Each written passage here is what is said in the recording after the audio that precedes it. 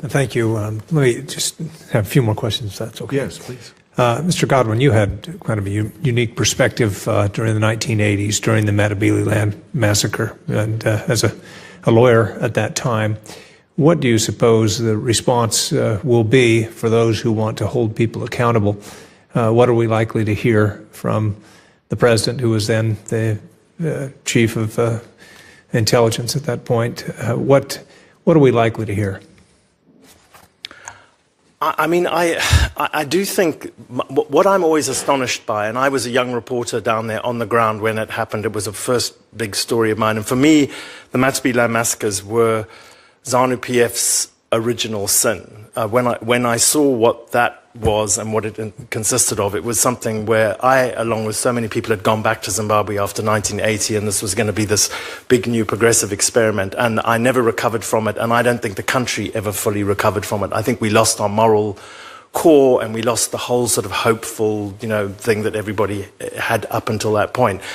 What I am consistently surprised and amazed by is actually how generous of spirit the victims and the families of the victims are. What, in my view, and I don't speak for these people. These people have their own voices and whatever. But in talking to them, what my takeaway is that they're incredibly reasonable, and what they really want is acknowledgement. They want acknowledgement of what has happened. They want an inquiry. They want this thing to not be swept under the carpet all the time.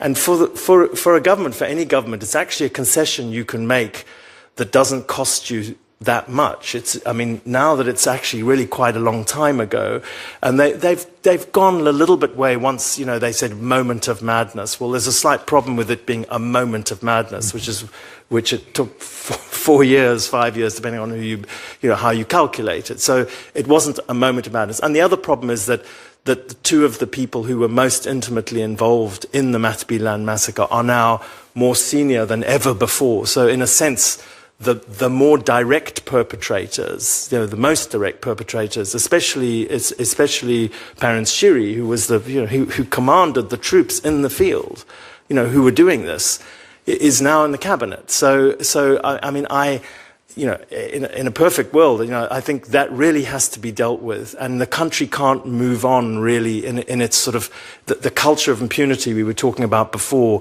It really starts with the Matabeleland massacre, and then it goes on through all these other things. ZANU-PF has been rewarded every time it's used violence for political ends. It's worked. If you just look at it on a cause and effect basis, it's worked for them, and they haven't had to pay, a price for it. And if that goes on, it becomes completely irrational for them to stop. Why would they stop? It works every time.